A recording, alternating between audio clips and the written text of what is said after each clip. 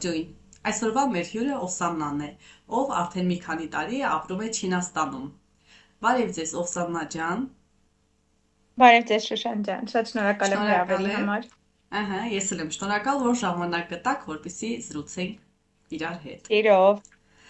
Պատմեք մեզ, ինչպես հայտնվեցիք Չինաստանում, ինչու հենց Չինաստան։ Չինաստանում հայտնվել եմ 2019 թվականին առաջին անգամ ու Ừhը, լրիվ ինչ-որ մի բանից անտեղյակ ու նույնիսկ ասեմ այդ ժամանակ Հայաստանից դուրս էլ չէի եղել երբևէ։ Պատահաբար լսեցի, որ կա հնարավորություն, որ հնարավոր է գալ այստեղ որպես ուսուցիչ աշխատել ու անգլերենի ուսուցիչ ու քանի որ նախկինում Հայաստանում նման փորձ եմ ունեցել, աշակերտներ ունեի, աշխատում էի որպես ուսուցչուհի, որոշեցի, որ հնարավոր է միգուցե այստեղ ավելի ինչ-որ հաջողությունների հասնեմ։ Ու 2019 դեկտեմբերին եկանք էստեղ ու այդ պահին սկսվեց COVID-ը։ Ու այդ ժամանակվանից հետո ապրում ենք էստեղ արդեն։ Մի անգամ 1 տարով ընդմիջել ենք, գնացել ենք Հայաստան հետ ենք եկել ու արդեն 3.5 տարի է այստեղ ենք ապրում։ հա։ Հայաստան զուտ կարոտը արտելու համար, թե ուղղակի ծրագիրն էր այդպես, որ պիտի գաք, հետո նորից շարունակեք։ Չէ, ճիշտ ասած գնացել եմ, բալիկիս եմ ունեցել ու հետ եմ եկել։ Հա, որ Հայաստանի քաղաքացի լինի, թե այդտեղ իրավունք չունեք։ Ա, Այստեղի ծնված երեխաները ևս Հայաստանի քաղաքացի են լինում։ Ճիշտն ասած, այդ սկզբի շրջանում հատկապես առաջին երեխայի դեպքում ինձ թվում է շատ ավելի հեշտ է լինում, երբ որ մամաները կողքն են լինում, Հա, ու ինչ որ մեկը լինում է, որ քեզ անընդհատ օգնի։ Դրա համար ինձ թվում է Հայաստանում ունենալը ամենաճիշտ որոշումն էր։ հիանալի է։ Բայց այդտեղ պայմանները դե կողքից լսելով էլի ավելի բան են, բարձր են բժշկության բանով, ասենք ծննդաբերությունը կամ մնացած բաները էլի։ Ամեն դեպքում ինձ թվում է, որ Ընդհանրապես վստահություն լիներ։ Հա, ծննդաբերությունը ու առհասարակ բժշկական օգնությունը այստեղ վճարովի է, բավականին բարձր արժի, եթե դու ինչ-որ տեղ պետք է հոսպիտալացվես, լինի դա որպես հիվանդ, լինի դա որպես ծննդատանը հոսպիտալացվել, բայց եթե դու ունես ապահովագրություն առողջության, այդ դեպքում ամեն ինչը փակվում է ոնց որ ու ավելի մատչելի է լինում։ Բայց այստեղ հիմնականում արտասահմանցիները, քանի որ անգլերենի խոսալու հետ կապված խնդիր կա հիվանդանոցներում հատկապես այդպիսի ինչպես է կոչվում, ընդհանուր հոսպիտալներում, որոնք որ մասնավոր չեն, այդ տեղերում մարդիկ չեն խոսում համարյա անգլերեն, դրա համար հիմնականում ընտրում են մասնավոր հիվանդանոցներ, իսկ այնտեղ շատ-շատ թանկ արժե ծննդաբերությունն էլ, պարկելը ևս որպես հիվանդ։ հա։ Բայց այդքան թանկ լինելով հանդերձ, որակը լավ է, սպասարկման էլի, ասենք կամ։ Չեմ առնչվել որպես մամա, այդ առումով, որ այնտեղ չեմ ունեցել երեխային, բայց լիքը դեպքերում ինքս իմ առողջության համար, տղայիս, ամուսնուս համար, երբ որ գնացել ենք,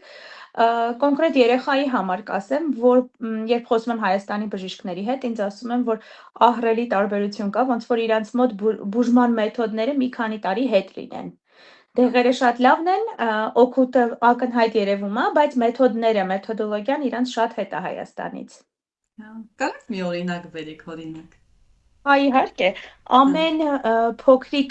վիրուսի, ամեն փոքրիկ ինչ-որ ինֆեկցիայի համար իրանք պարտադիր նշանակում են հակաբիոտիկ։ Երբ ես խոսում եմ Հայաստանի իմ բժիշկների հետ, իրանք ինձ բան, ասում են, որ մենք հակաբիոտիկ նշանակում ենք ամենածայրահեղ դեպքում, որ ուրիշ ոչ մի կերպ հնարավոր չի բուժել։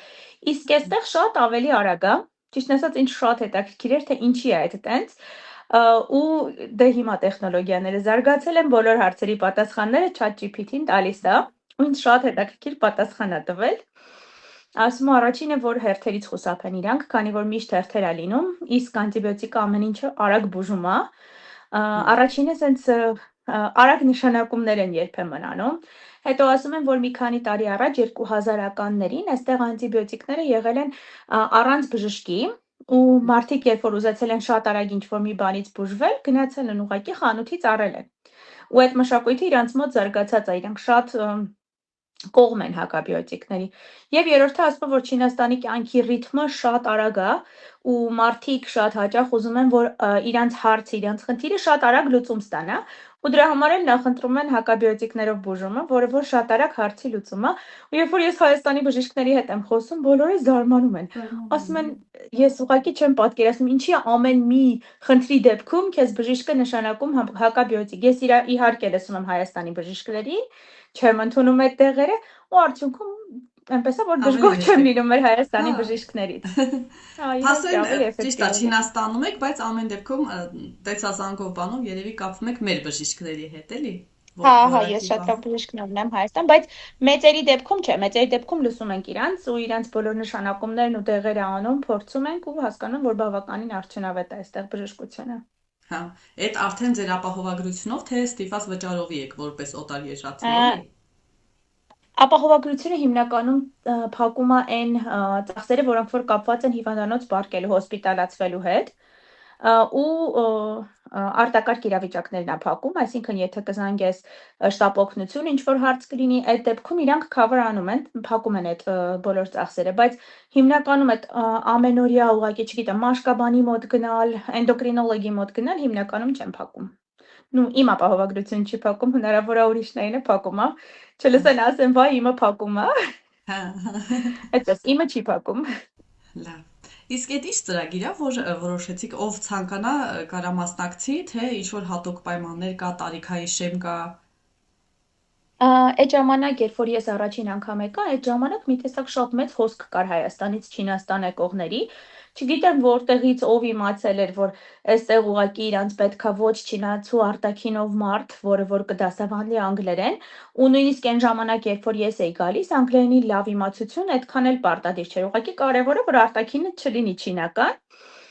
Այդ ժամանակ սենց մեծ հոսքով Հայաստանից եկան մարդիկ, ամեն մեկը սենց ինչ-որ մի ծանոթ մարդուց էինք լսել, ես իմ գործընկերուհիներից մեկից էի լսել, որ ինքը 1 տարի գնացել էր Չինաստան, հետո հետ էր եկել, էլի շարունակում էր աշխատել ապրել Հայաստանում, ու այդ միամիտ այդ ծրագրին ասեցի դե լավ, հիմա էլ ես դիմեմ, սկզբում ասում էին ընտանիքներին չեն տանում, ես այն ժամանակ արդեն ամուսնացած էի, ասում էին ընտանիքներին չեն տանում, չեն ուզում ընտանիքներով այստեղ ընդունեն հյուր բան, հետո պարզվեց, որ ոչ մի խնդիր չկա, ընտանիքներով էլ երեխաների հետ եւս ստանում են Չինաստանում հրավիրում են ապրել աշխատելու ու այդպես որևէ ծրագիր չկա։ Ուղղակի դու պետք է ունենաս անգլերենի բավարար իմացություն, հատկապես խոսակցական անգլերենի, ունենաս լավ անգլերեն արտասանություն, այսինքն որևէ ակցենտ, սխալ բառերը արտասանելու խնդիր չունենաս եւ պետք է ունենաս համապատասխան դիպլոմ։ Հենց հարմարվեցիք, բայց որ գնացիք, ոնց պատկերացնում եք, որ Չինաստանը այդ ձևը տենց էլ կար ձեզ համար, թե ինչ որ հիասթափվեցիք։ Այնքան հետաքրքիր է, այդ առաջին անգամը որ եկանք, պատկերացրեք դեկտեմբերին ենք եկել, հունվարին ամեն ինչ փակվեց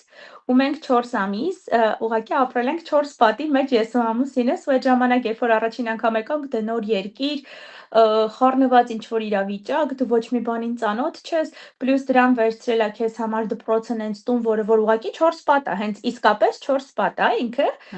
մի հատ փոքրիկ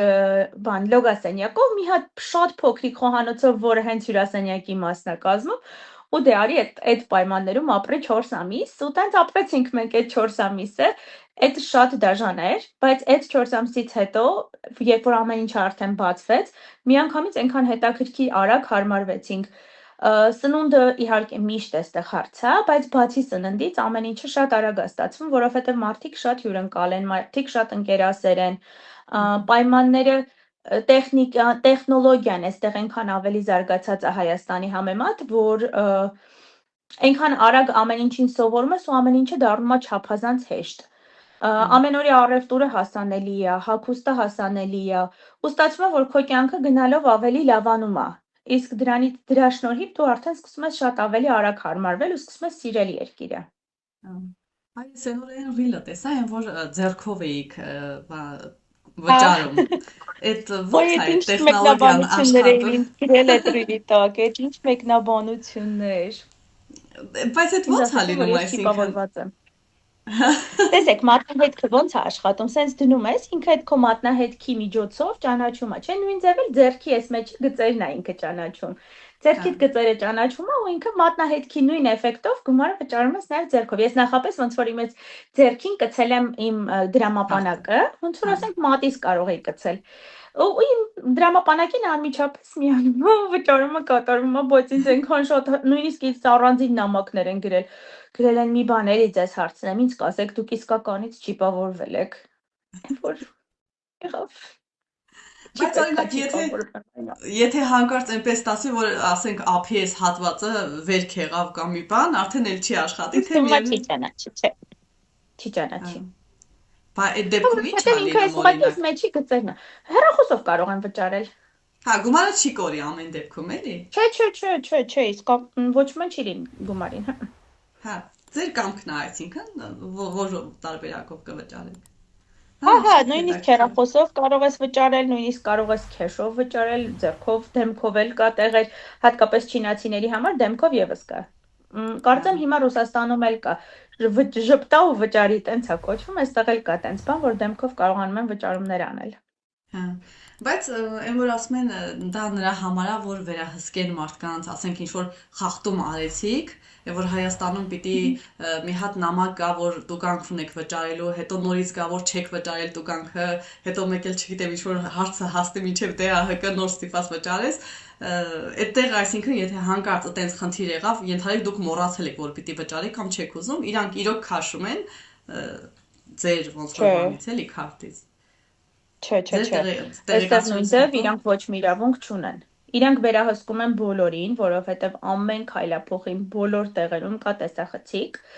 բայց իրանք որևիցե իրավունք չունեն քեզանից գումար քաշել, եթե դու պարտք ունես։ Օրինակ ստացվել էր այնպես, որ Հայաստան գալուց առաջ ինչ որ մի հատ ծրագրով տաքսի էինք պատվիրել, որ օդանավակայան մեզ տանի ու դա այդ խառնված իրավիճակում ինքը ծրագիրը ավտոմատ չի քաշում քեզանից գումարը։ Դու խառնված ես լինում ու չես մտածում, որ վայ հենց հիմա այդ տաքսիի գումարը վճարեմ, բան մտածում ես արագ հասնես օդանավին, ու այդ ժամանակվանից մինչև մեր մյուս գալը այդ գումարը ուղղակի մեր հաշվին էր ցույց տալիս, այդ ծրագրից չենք կարողանում օգտվել, մինչև այդ վճարումը չարեցինք։ Արեցինք, ծրագիրը բացվեց ուղղակի մեր համար։ Բայց երբևէ իրանք չեն քաշել, էլի մեզանից գումար առանց մեր թույլտվության։ փաստորեն միֆ էր։ Որովհետև ասում են, որ ամեն ինչ տանում է դրան, որ մարդիկ ոնց որ լրիվ ենթարկված լինեն, էլի կառավարության այդ Իրանք որոշումներին շատ ընդունեն։ ենթարկվող են, որովհետև իրանք ընտրություն չունեն իմ կարծիքով, իրանց փոքր ժամանակվանից հենց տենց մեծացնում են, որ իրանք ենթարկվող լինեն։ Իրանց վերահսկում են, իրանց ամեն ինչը իրանք գիտեն, ուղղակի իրանք սովորել են այդ կյանքով ապրելու, ու իրանց համար դա իրանց նորման է։ Բայց Հա, այն ինչ որ քեզանից ինչ որ մի բան գումար, ինչ որ մի բան առանց քո կամքի վերցնեն, միանշանակ չէ։ հա։ Ամբողջ չեն էլի տեսակով, հա։ Ոնց որ մենք ենք հիմնականում Չէ, մենք մի հատ առաջինը չէ, մտածում ենք ոնց չէ։ ճողոպրենք այդ նոր երևույթից, հետո նոր հարմարվում ենք։ Գիտեք, ինձ թվում է, իրանց մոտ այդ ըմբոստ չլինելու պատճառը իրանց ներսից է գալիս։ Իրանք մտածում են, որ իրանց երկիրը այսքան հզոր է հենց դրա շնորհիվ, որ իրանք ըմբոստ չեն։ Դրա Դե հա, համար ոնց որ ասում են ստացվում է ապրեն բոլորը նույն մի բանի հետ կապված մի ձև են մտածում, էլի։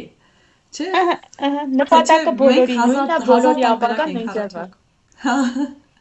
Այն նման չի, ուրիշ, ոյ մի հատ էլի մի հատ սենց անեմ, տեսնեմ, կարող է իմ մոտ ավելի լավ ստացվի։ Իրանք հա, գիտեն սենց է, ուղիղ ճանապարհն է, սենց պետքա գնան։ հա։ Ոնց որ ստացվի ռոբոտի կյանք, չէ, բայց հետաքրքիր է այտենց։ Մի քիչ չէ, բայց Հա, գիտեք ոնց սենց ասեմ, իմ կարծիքով մինչև դառնում ես ուսանող, կյանքը շատ անհետաքրքիր է, որովհետև իսկականից ձեր ասած ռոբոտի կյանքն է լինում։ Դառնում ես ուսանող, մի քիչ կյանքդ սենց մի հատ շունչ ես քաշում, ու ինչքան մեծանում ես, ավտոնոմ։ այնքան ավելի թեթևանում է կյանքդ։ Հա։ հմ։ Ուրիշ էլի այտենց նորարարական լուծումներ կա, որ օրինակ ասենք այդ ափի վճարումը իմացանք, որ էլի այտենց զարմացնող էր։ Հա, ռոբոտներ կան շատ այստեղ։ Օրինակ, մամաս, պապաս ու եղբայրս եկել էին այստեղ ձմռանը, չինական նոր տարվան։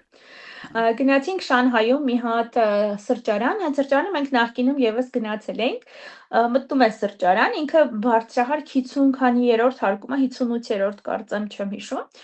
Մտնում ես ներս ու քանի որ ներքևից դու չես կարողանա իմանալ թե որ հարկում է այդ սրճարանը, կանգնած են ռոբոտներ, որոնք որ այդ բարձրահարկ շենքի տարբեր հարկեր են քեզ տանում, ամեն մեկի ֆունկցիան մի հարկ տանելն է քեզ, ու վրաները բանը վիդեոներ է պտտվում, թե դու որտեղ ես ուզում գնաս, գնում ես գտնում ես քո սրճարանի ռոբոտին, մոտիկ ես գնում իրան կանգնում ես ու ինքը քեզ ուղեկցում է այդ սրճարանը, հասկանում է, որ դու եկել ես, որ դու գնաս այդ սրճարան, քեզ տանում է վերելակը կանչում է քո փոխարեն, քեզ ուղեկցում է մինչև սրճարանի մուտքը ու ինքը հետ է վերադառնում։ Հետաքրքիր էր։ Շատ, Այն վերելակը նոր ինքը քո տարին փոխարեն կանչի։ Այն նոր տարին որ ասեցիք այդտեղ են մեր պես սենց ճոխ, չգիտեմ, ամեն ինչ առատ, այդ ձև նշում, մի քանի օրերով սենց իրար տուն հյուր գնալ բան, թե սենց пассивի մեջ ոնց որ։ Այստեղ մեր նոր տարին ընդհանրապես չեն նշում։ Հիմա սենց մի փոքր երիտասարդությունը սկսել է նշել այդ ամսի 31 ու 1-ը։ Չինացիները դե ունեն իրանց լուսնային օրացույցի նոր տարին, որն ամեն տարի տարբեր օրերի է լինում։ Ու հենց այդ նոր տարվա ժամանակ իրանք շատ ճոխ են նշում։ Ոչ թե մեր նման, այլ գիտեք ոնց են նշում, պետք է իրանց սեղանը առատ լինի ու բոլոր ընտանիքի անդամներով բոլորով հավաքվում են մեկի տանը ու այդ իրանց մեծ առատ սեղանի շուրջ հավաքվում են, ուտում են, հիմնական նպատակը ուտելն է իրականում, նայում են իրանց նոր տարվա գալահամերգը ու ամենահետաքրքիրը, որ նվիրում են ծրարներ։ Հիմնականում փոքր երեխաներին բավականին մեծ գումարով ծրարներ են նվիրում կարմիր, հոմբաոյա կոչվում այդ կարմիր ծրարները։ Ու չգիտեմ, երեխաները գնում են լավ խոսքեր են ասում իրանց տատիկներին, պապիկներին օրինակ, ու տատիկ-պապիկներն իրանց այդ ծրարներն են նվիրում, բայց իրանց ճոխությունը այդ նոր տարվա սեղանը գիշեր չէ, այսինքն երեկոյի սեղանը, իրանց այդ ընթրիքի սեղանը շատ ճոխ են դնում։ Բայց այդ մեր նման իրար տուն գնալ, չգիտեմ, նույն բամբանյարկայով մի քանի հոգու տուն գնալը չունեն իրանք։ Հավաքվում են բոլորով, իրանց ընտանիքներով ինչ որ մի տեղ։ Կլինի դա իրանց ծննդավայրը, կլինի դա իրանց, չգիտեմ, այս անգամ որոշել են երիտասարդների տուն, բոլոր բարեկամները գալիս են այդ մարդկանց տուն։ Ու նոր տարին բավականին երկար է այստեղ տևում։ 2026-ին փետրվարի 17-ից կարծեմ մարտի 3-ն է։ Դա իրանց մոտ Քանը ոչ կոչվում է աշխատանքային ոչ օր է։ Հա, այդքան ոչ աշխատանքային օրը, ու դա ոչ թե կոչվում է իրանց մոտ նոր տարի, այլ կոչվում է Գարնան ֆեստիվալ, Գարնան տոնախմբություն, ոնց որ դա համընկնում է իրանց նոր տարվա հետ։ Հա։ Դուք համ հայկական նոր տարին եք նշում, համ իրանց նոր տարին եք նշում, թե Մենք նշում ենք հայկականը, իսկ իրանց նոր տարվան ուղղակի ուրախանում ենք, որ տանն ենք մնալու, որովհետև մեր նոր տարվան հիմնականում դե արձակուրդը 1 օր է լինում, այս տարի մեր բախտը բերում է, որ ուրբաթ-շաբաթ կիրակի է լինում, 3 օր ենք մնում տանը, հա, իսկ իրանց նոր տարվան, որ երկար ենք մնում տանը, հրաշք ուղղակի, կարող ենք չնշել, բայց արդեն տոն է մեր համար, որ երկար արձակուրդ է լինում։ հա, վայելում եք էլի ազատ ժամանակը։ Իհարկե։ Կա ինչ որ Չինաստանի տենց, ամենալավ բանը արձակուրդներն են, հա, որոնք շուշուտ է շատ են։ լինում տենց երկար արձակուրդներ։ Բավականին շատ ունեն արձակուրդ, բայց այստեղ մշակույթ ունեն, որ եթե հանկարծ ինչ որ մի կողմից շաբաթ կիրակին մոտ է արձակուրդին, միացնում են օրերը իրար, հետո աշխատանքային օրը, ոչ աշխատանքային օրը դարձնում են Լրացում։ աշխատանքային, ու Հա, դրա հաշվին բավականին երկար են լինում արձակուրդները։ հա։ Առաջ ստեղել էր տենց, բայց ոնց որ այս մի երկու տարիա հանեցին, ասենք եթե ուրբաթ կլինի տոն, 5 շաբթի կլինի տոն, էլ չեն փոխի էլի ուրբաթ օրվա տեղը։ Լավ էր տենց, բայց ես ինքնի փոխեցի։ Մեր հայերը բողոքեցին, իսկ այստեղ ոչ մեկ չի բողոքում։ Հա, Հենց այդ նույն տրամաբանությամբ, որ իրանք ուղղակի գիտեն, որ ձևը սենց է, տենց անում են, վերջ։ հա։ Իսկ իրենց հետ նոր տարվա հետ կապված ինչ որ հատուկ կերակուր բան կա, որ պարտադիր պիտի լինի։ Մեր սեղաններին են որ ասում են խոզի բուդը կամ չգիտեմ մի ուրիշ բան, իրանց է կա ինչ որ տենց հետաքրքիր մի բան։ Վստահ եմ, որ կա մի որոշ ժամանակ առաջ, երևի մի 3 տարի առաջ իմ բլոգում տեղադրել էի, ուղղակի չեմ հիշում, որ ինչ որ ձկան տեսակ կա, որ պարտադիր պետքա լինի, վստահ եմ, որ ունեն նոր տարվան բնորոշ կերակուրներ, բայց ես այս պահին չեմ հիշում, ճիշտն ասած։ Հա, Բայց ձկան տեսակ հիշում եմ, որ ինչ որ հատուկ ձուկ կար, որ պետքա ինչ որ տենց ճոխ պատրաստեին ու անպայման պետքա սեղանի լինի։ Թե չէ նոր տարվա կերակուրներ հաստատ կան։ հա։ Այլ որ սկզբում ասացիք սնունդն է խնդիր, ինչ նկատի ունեիք, որ համը ուղակի չեք հարմարվում, թե արհեստականն է շատ։ Չէ, ոչ նա, ուղղակի լիքը ուտելիք, որոնք որ մենք Հայաստանում սովոր ենք ուտել, այստեղ չկա։ Ու լիքը ուտելիք, որ մենք Հայաստանում երբեք չենք կերել, այստեղ կա։ Հա, Ու օրինակ։ դրա համար Օրինակ, այստեղ պանրեղեն որպես այդպիսին իրանք չունեն պանիր։ Այսինքն սուպերմարկետներում կա պանիր, բայց հիմնականում ներկրված պանիր է ինքը, չգիտեմ, մեր հայկական, չեմ ասում հայկական պանիրը, բայց այդ սպիտակ պանիր տեսքով պանիրից չկա։ Կամ պանիրի լիստեր, կամ պանիր, քսովի պանիր, բայց այդ ամեն տեղ չկա։ Շատ տիպիկ չինական սուպերմարկետներ, եթե գնաս, չկա, սովորական խանութներում չկա, դա պետքա գնաս կոնկրետ ինչ-որ մեծ սուպերմարկետ կամ պետքա գնաս ներկրված ապրանքների սուպերմարկետ։ Այստեղ շատ վատ է կաթնամթերքի վիճակը։ Իրանք կաթնամթերքից օգտագործում են միայն յոգուրտն ու կաթը, ու մի հատ տարօրինակ բան էլ ձեզ ասեմ, իրանց կաթերը շատ երկար ժամկետներ ունեն պիտանելիության, սենց փոքրիկ շշերով մանկական կաթեր են, մանկական չեն, բայց երեխեքին շատ հարմար է, բոլոր տեղեր ուսումնական հաստատություններում այդ կաթերն են տալիս, ու իրանք շատ երկար ժամկետ ունեն, ու իրանք սահմանում չեն պահում այդ կաթը, կաթնամթերքից ունեն միայն կաթը ու յոգուրտը, մնացած ոչինչ չունեն։ Յոգուրտները հիմնականում տենց այդ բուջուր բանը չկանելով, չունեն կեֆիր, չունեն մածուն, չունեն պանիր, այդ ոնց որ ես արդեն ասեցի, էլ ինչ ունենք մենք։ Այդ այդպես, կանաչեղենից մեր կանաչիներն ու այստեղի կանաչիները լրիվ տարբեր են իրարից։ Մեր համեմունքներն ու այստեղի մեր Հայաստանի համով։ Իմ համար այստեղ ամենահամովը, որ Հայաստանի համեմատ եմ ասում ամենահամովը, այդ մրգերն են։ Ես մրգերը այստեղը շատ եմ սիրում։ Հա, յուրահատուկ մենք ասում ենք մեր Հայաստանի մրգերը, արևի տակ, մեր արևի տակ եւ այլն, բայց ինձ այստեղի մրգերը շատ են դուր գալիս։ Ու մեկ էլ դե մսամթերքի տեսականին, այսինքն կա բոլոր մսամթերքները, բայց երշիկեղեն չկա, նրբերշիկներ չկան, հաց նորմալ չկա այստեղ։ Շատ լավ է, ես բան չասեցի, բայց երբեմն ուզում ես չէ չարություն անել ուտել այդ վատ ուտելիքները։ Այ այդտեղ ոնց որ այդ խխունջներ, ворթերով տենց եք սնվում, այսինքն սովորական է դարել ձեր խոհանոցում էլի այդ մթերքները։ Ինքան հետաքրքիր է, որ Հայաստանում ապրող մարդկանց մոտ տպավորությունն է, որ չինացիներն ուտում են բլոճներ, խխունջներ ու ворթեր, բայց իրականում բացարձակ այդպես չի, չինացիները ուտում են լրիվ նորմալ ուտելիքներ, կարտոֆիլ, միս, կանաչեղեն, չգիտեմ, բրինձ, փլավ, մակարոնեղենի տեսականիներ, բայց իրանք չեն ուտում այդ ворթերն ու այդ ճիճուները, այդ ворթերն ու ճիճուները զուտ որպես դելիկատես, որ գնաս ուղղակի մի անգամ փողոցում, ասենք, զբոսնելուց առնես ու ուտես, դրանք հիմնականում վաճառում են հատուկ տեղերում, որտեղ որ գիշերային շուկաներ կան այստեղ, սենց փոքրիկ կրպակների պես տեղեր են, այդտեղ գնում ես, վաճառում են տենց ինչ-որ շատ տարօրինակ ուտելիքներ, թրթուրներ, ճիճուներ եւ այլն, տենց բաներ են վաճառում, ու այդտեղ կարող ես գտնել ворթեր եւ կարիճներ օրինակ, ու այդտեղից ուղղակի գնես մի անգամ փորձելու համար։ Մենք մի անգամ մեր 5 քաղաքում 5 հոգի հայերով որոշեցինք գնալ այդպիսի տեղ ու առնենք մի հատ այդ փայտիկի վրա 3 հատ թե 4 հատ կարիճ էր ու որոշեցինք, որ պետքա փորձենք։ Ու երբ որ չինացիներն անցնում էին այդ տարածքով, այնքան տարօրինակ հայացքով էին մեզ նայում, որ իրանք ընդհանրապես դա չեն ուտում ու մենք եկել ենք արտասահմանցի դա ուտում ենք ու հետո էլ ասելու ենք, որ չինացիներն են, չէ, հաստատ դա ուտում։ Մի խոսքով փորձեցինք։ Իհարկե բոլորս ամեն մեկը sense փոքրիկ կտոր, դե իրականում տեսեք, այդ ամեն ինչը իրանք այն ձևով են պատրաստում, այնքան շատ են տապակում, որ դու ոչ մանի համ չես զգում։ Ուղղակի ստացվում է ինչ-որ տապակված բան ես ուտում, ուղղակի քո գիտակցության մեջ ես դու հասկանում, որ դա չգիտեմ կարիճ ես կերել դու, բայց ինքը ընդհանրապես տապակած ինչ-որ մի բան էր, էլի, sense տապակած պատկերացեք կարտոֆիլի կտոր ոնց որ, որովհետև այնքան համեմունք էին խորնել, այնքան շատ էր դա տապակվել արդեն ձեթի մեջ, որ ոչ մի տարբերություն չկար։ Իսկ խխունջ շատ գտական գտակ, որ լավ բան էր, բայց չէ, բայց արժեր փորձել։ Հա, լավ։ Զուտ իմանալու համար էլի։ Հա, իհարկե, որ հետո կարողանամ ձեր հետ հարցազրույց տալ ու ասել, որ փորձել եմ։ Դե խխունջ էլ փորձած կլինեք։ Խխունջ այստեղ ուտում են։ Խխունջը իրանց համար սովորական ուտելիք է, խխունջ կարող ես խանութից էլ առնել, դու պատրաստել։ Ձկնեղենի բաժնում այստեղ որ գնում ես խխունջներ, կրյաներ, գորտեր, երկար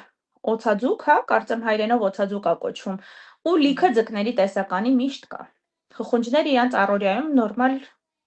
սուպեր են պատրաստում խխունջներով, չգիտեմ, լիքը բաներ պատրաստում են խխունջներով։ Չինաստանում դե այդտեղ արգելված է, չէ՞, կարծեմ մեկից ավել երեխա չի կարելի ունենալ, չէ՞։ Մ, Հա, Էլ չէ, շատ վաղուց էլ չէ։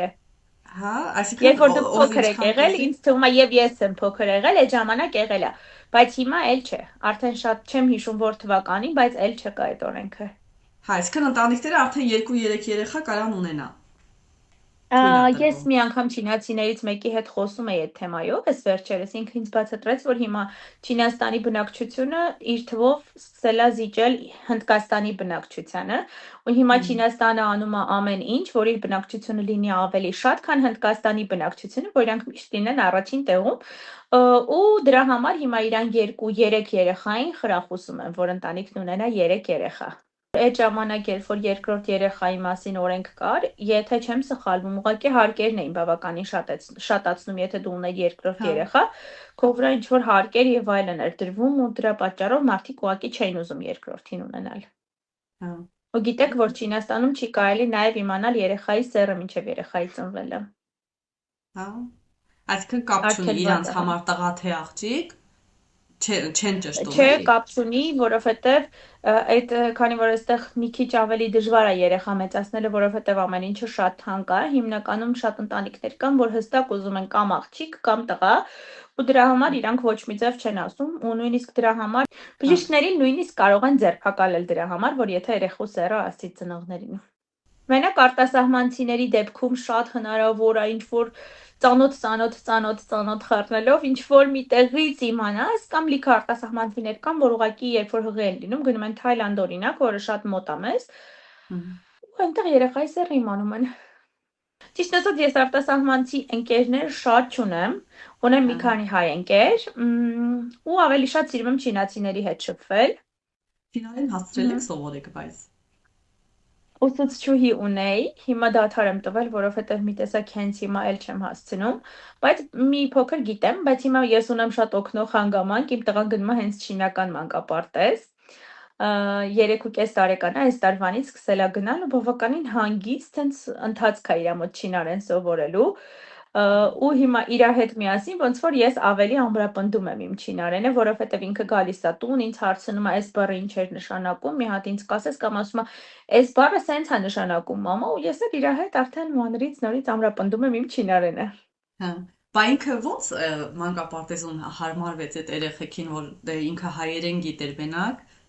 թե այնտեղ հատուկ մասնագետ կա, որ վարժեցնում են երեխեքին։ Չէ, մենք ընտրեցինք մանկապարտեզը հենց հստակ չինական, որովհետև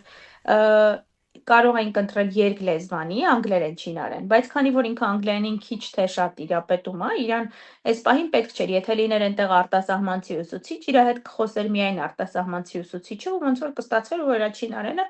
ընդհանրապես չի Ահա չի գնում։ զարգանում։ Հմ, Դրա համար ընտրեցինք հենց չինական մանկապարտեզ, որտեղ արտասահմանցի ուսուցիչ չկա, հետո երբ որ իրանք գալիս են տնայցի, մինչև քո մանկապարտեզ գնալը, ու այնտեղ ուսուցչուհին ասաց, որ ես անգլերեն խոսում եմ, ասեցի, բայց խնդրում եմ իր հետ շատ չխոսեք անգլերեն, ասեց եղավ, մենք հիմա ամբողջ օրը իրար հետ կապի մեջ ենք, եթե ինչ-որ հարց է լինում, որ իմ տղան չի հասկանում, բայց պետք է իրան հասկացնել, չգիտեմ, իրան վատ է պահել, կամ չգիտեմ, իրան շատ լավ է պահել, ու ուսուցչուհին ուզում է այդ իրան հասկացնի նաև իմ միջոցով, այդ ամեն ինչը գալիս է ինքը, մենք իր հետ տանը խոսում ենք, ուսուցչուհին ամբողջ ժամանակ, երբ որ մենք ինքը մանկապարտեզում է լինում, մեր հետ կապի է լինում, երբ որ իրան անհրաժեշտ է լինում, ու բավականին լավ է ստացվում, ինքն է շատ շփվող է իմ տղան, շատ ու էդի օգուտ իրան է այս պարագայում աշխատում։ Ինքը հմ, հենց այն որ սենց առավոտյան զարթնում է գնամ մանկապարտեզ, նույնիսկ շաբաթ կիրակի օրերին է ասում գնամ մանկապարտեզ, ու իրան շատ լավ խոսքում, այնտեղ չգիտեմ։ Երևի լավ է էլի չինական մանկապարտեզն են, դե այնտեղ իրան առօրյան այստեղի մանկապարտեզները այնքան լավ են կազմակերպում առօրյան երեկո, որ երևի իրան իսկապես շատ-շատ լավ է մանկապարտեզում։ հա, բայց շատ են հանդեսներ բան կազմակերպում, ոնց որ ստեղի Բացարձակ, մանկապարտեզներում։ ընդհանրապես այստեղ չեն անում ոչ մի հանդես, ասենք այն չի լինում, որ հանդես լինի, որ ծնողները գնան, այստեղ ավելի շատ միջոցառումներ են անում։ Օրինակ այսօր մենք շատ հետաքրքիր միջոցառման ենք գնացել մանկապարտեզում, ասել էին, որ պարտադիր պետքա ծնողները գային, ֆլեա մարկետ է կոչվում, որ օգտագործված քո իրերը բերում ես, վաճառում ես, հետո հավաքված այդ գումարը ինչ որ մի բարի նպատակի է ծառայում, ու երեխեքը իրանց տանից լավ վիճակում գտնվող խաղալիքներ, գրքեր, ինչ որ զարգացնող խաղեր, հիգիենայի պարագաներ, որոնք որ լրիվ նոր են, բերել էին ամեն մի երեխա տանից 2-3 հատ տարել էր, այդ բոլորը վաճառեց մանկապարտեզը, այնտեղ շատ հավես մթնոլորտ էին ստեղծել, փուչիկներ, ծաղրածուներ, բան, շատ հավես էր, ու այդ գումարն էլ հիմա մանկապարտեզը հավաքեց ու կառնի ուրիշ պետական մանկապարտեզի երեխաների համար չինարեն գրքեր պետք է առնեն այդ գումարով։ Իրանք այդ նմանատիպ միջոցառումներ են ավելի շատ կազմակերպում, իսկ հանդես ընդհանրապես չեն կազմակերպում։ Այստեղ պետք է ինչ-որ առիթ լինի այդ հանդեսի համար, չկա մեր նման, որ մարտի 8-ին հանդես, նոր տարվան հանդես, չգիտեմ, սենց հանդեսներ չունեն ընդհանրապես։ Բա առօրյան ոնց է անցնում, ասենք էլի 3 անգամ սնունդ ու երևի մենակ խաղեր, բայց ասենք տարեր սովորացրել բան, տենց բաներ չկա էլի։ Մանկապարտեզը այստեղ 3 մակարդակ ունի, առաջին, երկրորդ, երրորդում տառերը սովորացնում են, թվերը սովորացնում են, նու տառեր չէ, էլի, այդ իրենց հիերոգլիֆներից ամենապարզերն են սովորացնում, այսինքն, որ դու դպրոց ես գնում, ինչ-որ մի քանակ կա, չեմ հիշում քանիստ է, բայց դու պետք է արդեն իմանաս այդ քանը մանկապարտեզից, իսկ փոքրիկների դեպքում հիմնականում 3 անգամվա սնունդ է, քնելն է իրանց սպորտն է, ամեն օր պարտադիր է այստեղ ֆիզկուլտուրա կա, եւ դպրոցում եւ մանկապարտեզում դա պարտադիր է, ու հիմնական զարգացնող խաղեր են խաղում, դասեր ունեն, դասերի ժամանակ երգեր են սովորում, կամ ինչ-որ շատ կարևոր բան են սովորում, օրինակ ոնց պետքա փողոցի վրա երեխան ինքը իրան պահի, ոնց պետքա հրդեհի դեպքում երեխան ինքը իրան դրսևորի եւ այլն, ինչ պետքա անել, ինչ պետքա չանել, ու ինչ-որ երգեր են սովորացնում, այդ երգերին համապատասխան պարեր եւ այլն։ Հետաքրքիր է։ Հա, իրանք փորձում են մաքսիմալ հետաքրքիր դարձնեն այդ առօրյան։ Դրա մայլ հաճույքով է գնում էլի։ Հա, երևի։ Իսկ դպրոցը, որ ասում եք Հայաստանում էլ եք ուսուցիչ եք աշխատել մի որոշ ժամանակ, հետո տեղափոխվել եք, տարբերությունները ահռելի է եւ որպես ուսուցիչ, որ ձեր մոտ ավելի հեշտ է ստացվում, թե ավելի դժվար է, ու աշակերտների վերաբերմունքը էլի, կրթությանը, թեկուզ հարգանքը ուսուցչի հանդեպ։ Տեսեք, Հայաստանում աշխատել եմ ուսուցիչ, բայց ոչ որպես դպրոցի ուսուցիչ, այլ աշխատել եմ տանը, աշակերտներս եկել են իմ տուն, ես այդպես պարապել եմ, այդ շատ հեշտ է եղել իմ համար, ես այդ ժամանակ եղել եմ շատ երիտասարդ, շատ հեշտ ու սենց հարթ ընթացք ա ունեցել։ Եկեք մի քանի անգամ գնացել եմ դպրոց պրակտիկայի, բայց եկեք այսպես ասեմ, ես լսում եմ, որովհետև իմ եղբայրը հիմա դպրոցում է սովորում, ես ունեմ իմ շրջապատում լիքը երեխեք, որոնք որ դպրոցում են, ովքեր որ դպրոցում են սովորում, ու բացի այդ ես աշխատել եմ նաև Վիետնամում 6 ամիս դպրոցում, Համեմատականներ տանելով ասեմ, որ այս ասիական երկրների երեխեքը շատ ավելի հարգալից են ուսուցիչների հանդեպ, այստեղ ուսուցիչը բարձր արժեք է ներկայացնում, իրանք բոլորը պետք է հարգեն ու դա այդ այն բաներից է, որ ես ասում եմ իրանք գիտեն ձևը սենց է, սենց անում են, ոչ մեկ չի ասի, հա լավ, դե ուսուցիչ է էլի, կամ հա լավ, որ ես մի անգամ ինձ վատ պահեմ կամ չհարգեմ իրան, անհարգալից վերաբերվեմ, ոչինչ կանցնի, տենց բաներ այստեղ չկա։ Այստեղ եթե հանկարծ դու ուսուցչին չհարգես, ուրեմն շատ լուրջ պատասխանատվության ես դու ենթարկվում, ծնողներն են ահավոր բարկանում երեխեքի վրա, դասղեկը ահավոր բարկանում է երեխու վրա, դու ինքդ կարող ես իրան ասել, մատնանշել, որ գիտես դու այս բան արեցիր ու դա դու ինձ չես հարգում, դրա համար դու տենց արեցիր, ու այստեղ իրանց համար ուսուցչի դերն ու տեղը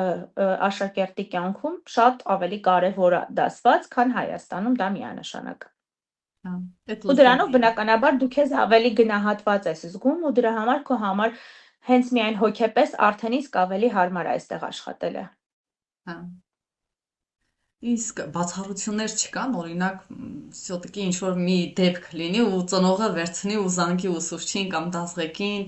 ասի, որ սենց եղավ, բան, չգիտեմ։ Իհարկե կլինեն տենց բացառություններ, ես արդեն 3.5 տարի աշխատում եմ տարրական դպրոցում, առաջին, երկրորդ, երրորդ դասարանի աշակերտների հետ եմ ես աշխատում ու անթիվ անհամար տարբեր դեպքեր եմ ունեցել դպրոցում, եթե ինչ-որ կոնֆլիկտային ծնող է լինում, չնայած հիմնականում, եթե ուսուցիչները բողոքում են, ծնողներն ընդունում են դա, բայց եթե կոնֆլիկտային ծնող է լինում, ուղղակի պետք է ուսուցիչն էլ իր ճիշտ մոտեցումը ցուցաբերի, եթե դու նախապես գիտես, թե քեզ ինչ է սպասվում, մի քիչ ավելի մեղմ ու մի քիչ ավելի ուրիշ ձև ես վերաբերվում այդ հարցին, Օրինակ ես ունեի մի աշակերտ, այդ աշակերտի հետ հիմա էլ ունեմ իրան, ինքը հիմա էլ է իմ աշակերտը, ոչ մի ձև մենք իրար հետ յոլա չենք գնում, չգիտեմ ինչի ինքը ինձ ուղակի չի սիրում, ու ես էլ ինչ անում եմ, ինքը շատ ջուրագրգիռ է դա ընդունում, ու ինքը ինձ մի անգամ դեղացրեց, ու ես իրա ծնողներին այդ մասին ասեցի, ծնողները 1, 2, 3 իրանց երեխու հետ խոսացին, այդ երեխան ինձ նամակներ բերեց, ներողություն խնդրեց ինձանից նամակներով, ու դրանից հետո ավելի վատ իրան պահեց մի անգամ, ու ես այլի իրա ծնողի հետ խոսեցի, ու իրանք մաման ու պապան միասին որոշեցին գան նստեն իմ դասին, որ հասկանան խնդիրը ինձնից է, թե երեխայից է խնդիրը, հետո իրա մաման ինձ նորից նամակ գրեց, գիտես ներողություն եմ խնդրում, ես քո դասին եկա նստեցի, տեսա թե ինչ հավես է քո դասը անցնում եւ այլն, էլի ոնց որ երեխայից է խնդիրը, ու այդպես, ուզում եմ ասեմ, իրանք տենց ինչ-որ կոնֆլիկտ ման չեն գալիս, ավելի շատ փորձում են իրանց երեխեքի վրա աշխատել, եթե դու ճիշտ մոտեցումով ես այդ ամեն ինչն անում։ Դուք եք անդադ քննություններ, թեմատիկներ, տենց բաների մեջ, թե չէ։ Իմ դպրոցը բան է, մասնավոր դպրոց է, մեր մոտ անընդհատ քննությունների մեջ են երեխեքը, բայց ես անգլերեն չեմ դասավանդում, ես դասավանդում եմ հայերենի երևի բնագիտություն առարկան, ու իմ առարկայից տարվա մեջ, հա, անգլերենով, իմ առարկայից տարվա մեջ 2 անգամ են ունենում քննություն։ Հա, իսկ թեմատիկ Այդ անգլերեն, մաթեմատիկա։ Ես չեմ տալիս, մեր դպրոցում գիտեք ոնց է, հիմնական կորիզը դպրոցի այդ ձեր ասած թեմատիկները լինում է չինարեն, անգլերեն եւ մաթեմատիկա առարկաներից, մնացած առարկաները ավելի երկրորդային ենք մենք սովորացնում, էլի, այտենց չենք երեխեքին ճնշում, որ իրանք կենտրոնանան, որովհետեւ իրանք ամբողջ կյանքում են առաջին 3-ն է միշտ պետք գալու, որովհետեւ այստեղի ընդունելության քննությունները սարսափելի են, էլի, դրա համար երեխեքին չենք ուզում շատ ճնշենք։ Այ ի՞նչն եք կարոտում այդտեղ, որ արդեն այսքան տարի ատեղ եք, բայց Հայաստանի այդ մի բանը, որ չեք դիմանում էլի առանց դրա։ Այ Հայաստանի ամենաշատը հարազատներին։ Ես միշտ ասում եմ, այնքան շատ եմ ուզում իմ բոլոր հարազատներին ցենց Հայաստանից վերցնեմ, բերեմ կողքս դնեմ, թող իմ կողքը ապրեն, ինչ կլինի։ Ամենաշատը Հայաստանում կարոտում եմ հարազատներին։ Իրականում այն սկզբում, որ գալիս էինք, հենց Հայաստանը շատ էի կարոտում, բայց հետո երբ որ ամեն տարի գալիս եմ Հայաստան այնքան փոխված է լինում իմ համար, որ այնքան մի տեսակ խորթ է դառնում տարի ու մարդիկ են փոխվում, մարդկանց տեսակն է փոխվում, մարդկանց ապրելակերպն է փոխվում, մարդկանց աշխարհայացքներն են փոխվում ու ես ավելի խորթանում եմ այդ ամեն ինչից, ինձ այդ իհարկե դուր չի գալիս, բայց հիմա կյանքի բերումով այնպես է ստացվել, որ ես այստեղ եմ ապրում ու անցնում եմ այդ ամեն ինչի միջով։ Դրա համար ամենաշատը որ կարոտում եմ, այդ իմ հարազատներն են։ Հա։ Բայց ամեն դեպքում որ վերադառնում եք փոփոխությունները, դրական փոփոխություններ չեք համարում, թե ոչ։ Այն հին եք սովորել էլի դուք։ Այո, այդպես ամուսինս այնքան լավ խոսք ունի, ասում է Հայաստանից երբ որ մարդը գնում է, որ թվականին որ գնում է, կյանքը իր համար կանգնում է այդ թվականի վրա։ Ինքը միշտ ուզում է հետ գա այդ նույն թվականը տեսնի, ուզում է հետ գա, ասենք չգիտեմ, այդ նույն թվականին նույնիսկ sense ասում է երաժշտությունը նույնիսկ դու ուզում ես հենց այդ թվականի երաժշտությունը հետ գաս տեսնես, ասում է հումորները, որ մարդիկ անում են, ասում է դու ուզում ես հետ գաս, լսես այն հումորները, որ անում են այդ թվականին, ասում է չես ուզում լսես այս նորերը, ասում է քո համար այդ խորթ է արդեն։ Իսկ հայկական սնունդը դրական շատ չէ։ Եսի մենք այստեղ ապրելով հանդերձ գտնում ենք, որ ունենք դրական փոփոխություններ, բայց ճիշտ եք ասում, միգուցե ձեր համար այն հին Հայաստանն է, ոնց որ կարոտը դուք նրան եք կարոտում, էլի։ Այս փոփոխությունները ձեզ համար, հա, ճիշտ ասեցիք, խորթ են։ Խորթ են, այո։ Այն որ լիքը բաներ տեխնոլոգիայի առումով առաջ է գնում, ուղղակի հրաշք է, շատ լավ է, որովհետև մարդկանց կյանքը հեշտացվում է դրանով, բայց շատ բաներ էլ մտածելակերպի մթնոլորտի առումով շատ է փոխվում, հետո ես շատ եմ սիրում ազգերի խառնվածությունը, որ տարբեր ազգեր իրար հետ են ապրում, շատ եմ սիրում, բայց Հայաստանում, Երևանում մի տեսակ արդեն շատ այդ ամեն ինչը, էդ էլ է ինձ շատ խորթ, որովհետև երբ որ ես եմ գնացել, Երևանում հիմնականում երևանցիներն էին ապրում կամ հայաստանցիներն էին գոնե ապրում։ Հիմա չէ։ Հիմա չէ։ Դե դել ամեն դեպքում ինձ հիմա սովորական երևույթ է ձեզ համար, որովհետև դե այդտեղ ոնց որ օտարներով եք շրջապատված,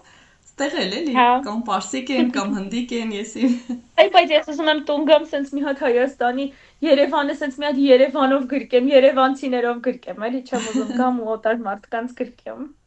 Հա, ծայրամասերումը տենց հա, կենտրոնական մասերն է հիմնականում այդ շատը էլի։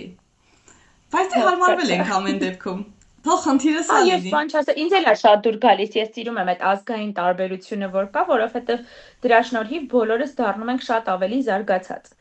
Հա, Տարբեր մշակույթների հետ շփվելով դառնում ենք ավելի զարգացած, մեր աշխարհայացքներն են փոխվում, բայց դե ես երևի մնացել եմ դեռ այն թվականում, որտեղ երբ որ ես գնացել եմ Հայաստանից։ այդտեղ ոնց որ հայ համայնք չկա, չէ՞, տենց ասենք Ամերիկայում գիտենք ընդհանրեք 1 միլիոնից ավել կամ Ռուսաստանը չկան, չէ՞, տենց մեծ խմբեր, բայց շփվում եք ոնց որ հայերի հետ։ Այստեղ հայերի համայնք դեռ չկա, որովհետև քիչ ենք, երևի ինձ թվում է մի 1000 հոգի կլինեն այստեղ հայերը։ Ունենք տարբեր խմբեր այստեղի սոցիալական ցանցերում, որ իրար հետ միշտ կապի մեջ ենք։ Չգիտեմ, օրինակ մեր քաղաքի հայերը իրար հետ են շփվում, կողքի քաղաքի հայերը իրար հետ են շփվում։ Հետո ունենք նաև ընդհանուր խմբեր, որտեղ որ բոլորս ենք արդեն, բայց այստեղ խմբերը խնդիր ունեն 500 հոգուց ավել չի լինում խմբում մարդ։ Դրա համար մենք հստակ թիվ այտենց էլ չգիտենք քանի հոգի կա հայ այստեղ, որովհետև ունենք, ասենք երևի մի 5 խումբ ունենք, որտեղ որ հայեր ենք, ու հնարավոր է նույն մարդը տարբեր խմբերում լինի, ու մենք տենց էլ չգիտենք քանի հոգի հայ կա, բայց իրար հետ շփում ունենք այստեղ։ Հա, հավաքվում եք երևի մենակ տոն օրերին, տենց հայկական ինչ-որ տոներ նշելու համար, բան։ Մեր քաղաքում մինչև այս տարի ես մենակ էի, մեր ընտանիքը մենակ էր հայ։ Այս տարի հենց իմ դպրոց բերել են հայ աղջիկ, ու մենք դարձել ենք արդեն 2 հոգի, բայց անցած տարի մեր կողքի քաղաքում, նախ անցած տարի մեր կողքի քաղաքում հայերով նոր տարվա գիշերն է, չէ գիշերը չէ, հունվարի 1-ին էին հավաքվել, մեզ էլ էին կանչել, մենք էլ էինք գնացել, բայց ինձ թվում է օրինակ մեծ քաղաքներում, Շանհայ, Գուանջո, այդ քաղաքներում ավելի շատ են հավաքվում հայերը իրար հետ, առանց առիթ ինձ թվում է շատ են հավաքվում։ Հայ աղջկա հետ հայերեն եք ես խոսում, թե ցույց չտակ, որ Հայերեն։ հայեր եք։ Չէ, Հայերեն եք շատ լավ խոսում։ ենք բանում, հայերեն ենք խոսում, մենք այնքան գոհ ենք դրանից, որովհետև իրանք որ չինարեն են խոսում ու մենք չենք հասկանում մեծ մասը, մենք էլ իրանց ասում ենք դե տեսեք ինչ լավ է, մենք էլ կարող ենք հայերեն խոսալ ու դուք չհասկանաք։ Հա։ Պլաններ ունեք, որ պիտի վերադառնաք Հայաստան։ Ճիշտ ասած, այս պահին ոչ մի պլան դրա հետ կապված, այստեղ մնալու կամ Հայաստան վերադառնալու հետ կապված չենք կազմում, որովհետև ուզում ենք տեսնենք հետո ինչ կլինի, հետո կյանքը ինչա մեր համար պատրաստել, թողնենք կյանքը իր հունով գնա։ Լավ։ Իսկ այդ Մեր հարազատների մի մասը նաև Հայաստանում չի, էդ էլ է եւս հա, մի հարց, որ միգուցե գնանք մեր մյուս հարազատների մոտ, դրա համար դեռ չենք որոշել, թե ինչ պետք է անենք հետո։ դե Աստված առաջ, ոնց կստացվի։ Ահա։ Իսկ ինչը, օրինակ, կուզեիք, որ Չինաստանից տեղափոխվեր Հայաստան ու հայերն էլ այդ երևույթը ոնց որ վայելեին կամ ունենային այդ, չգիտեմ, առարկան։ Ինչն է, որ շատ կուզեիք, էլի։ Խոսեմ, տորնակ բան եմ ասելու ու երևույթ է ինքը առարկա չի։ Չինացիներն ունեն մի հատ շատ հետաքրքիր սովորություն, տատիկ պապիկները երեկոյան ժամերին դուրս են գալիս այգիներ, բաց տարածքներ, որտեղ որ մեծ բաց տարածք կա, միացնում են մագնիտոֆոնը եւ սկսում են պարել։ Ես շատ կուզեի, որ մեր Հայաստանում այդ մշակույթը լիներ, որովհետև տատիկները այդ պարելով, տատիկ պապիկները այդ պարելով, այնքան շատ են լիցքաթափվում, սպորտ է լինում իրանց կյանքում, իրանք լիցքաթափվում են, իրանք լիքը նոր ընկերներ են ձեռք բերում, իրանց առօրյան փոխվում է։ Ես ահավոր շատ կուզեի Հայաստանում այդ մշակույթը գար, զարգանար, չեմ պատկերացնում, բայց շատ եմ ուզում։ Ես էլ փորձեցի պատկերացնել տեղավոր եմ մի տեսակ երևակայության զես, բայց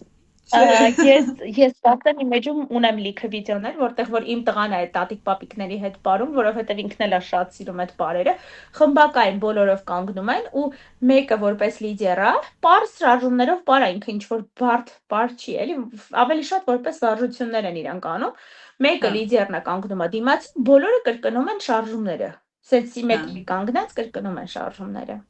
Նույնիսկ տատիկների խմբեր կան, որոնք որ իրանց պատվիրում են հատուկ հագուստ, որ իրանք այդ հագուստով պարեն։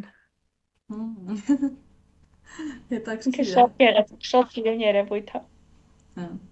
Դե տեղել են թոշակառուներին, որ ասում են Ճապոնիայում շատ լավ են նայում կամ, չգիտեմ, այն զարգացած երկրներում, որ իրանք ոնց որ կյանքն են արդեն վայելում, ոչ թե մտածում են էլի որտեղ հիմա աշխատեն, խնդիրը արդեն 63-ից հետո չէ Հայաստանում աշխատանքի մտնելը։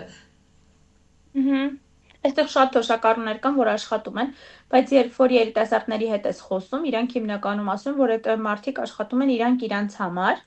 այսինքն իրանք կարող են հանգիստ նաև չաշխատել, մարդկանց դեմքին, այստեղ թոշակառուների դեմքին, մեծահասակների դեմքին մի տեսակ հանգստություն կա։ Ճիշտ ասած, շատ մանրամասները չգիտեմ ինչքանով է պետությունը իրանց պահում, բայց կարծում եմ, որ ինչ որ բան կա, որ իրանք այդքան հանգիստ են իրանց խարակտերով, որ մարդը այնքան հանգիստ կարող է լինի, որ դուրս գա ամեն երեկո բարի, ինձ թվում է, ուրեմն ինչ որ մի բան արել է, չէ՞, պետությունը դրա համար։ Հա։ Ու ինձ Ամեն այդ թվում մարդիկ էլ է, ուրեմն տրամադրություն ունեն էլի, որ բարեն։ այո, բայց այդ տրամադրությունը պետքա ունենաս, որովհետև քեզ պետքա ապահով զգաս, չէ՞, քո երկրում, որ կարողանաս այդ Հա։ տրամադրությունը ապարելու ունենաս։ Մեր թոշակառուները չեն կարող դա ունենալ այս պահին, որովհետև այո, լիքը մարդիկ հացի համար ուղակի պետքա աշխատեն։ Ինձ թվում է, այստեղ տենց բան չկա։ Օսաննա ջան, տալիս եմ մեր նախագծի վերջին հարցը։ Ես նախադասությունը կասեմ, դուք կշարունակեք։ Ես իմ անուշ Հայաստանի, ինչն եք սիրում։ Մարդկանց եմ սիրում, իրանց համն ու հոտն եմ սիրում։ Մարդկանց վերաբերմունքն եմ սիրում, այն որ հարազատություն կա Հայաստանում, այն որ ջերմություն կա Հայաստանում, այդ այստեղ չկա։ Հա։ Օտար ես դու միշտ ինչ ուզում ա լինի, միշտ այստեղ օտար ես, իսկ Հայաստանում քոնն է Հայաստանը։ Ու ինչքան էլ իրանք լավ են վերաբերվում, չէ՞։ Իհարկե, իրանք կարող են լինել ամենալավը, բայց Հայաստանը քոնն է։ Արյան կանչն է էլի խոսում։ Իհարկե։ Շատ լավ, շատ շնորհակալ ենք, շատ հետաքրքիր զրույց ունեցանք, Օսաննա ջան։ Ես էլ եմ ձեզ շատ շնորհակալ, Շուշան ջան։ Դե ինչ, հաջողություն ձեզ։ Հաջողություն ձեզ եւս։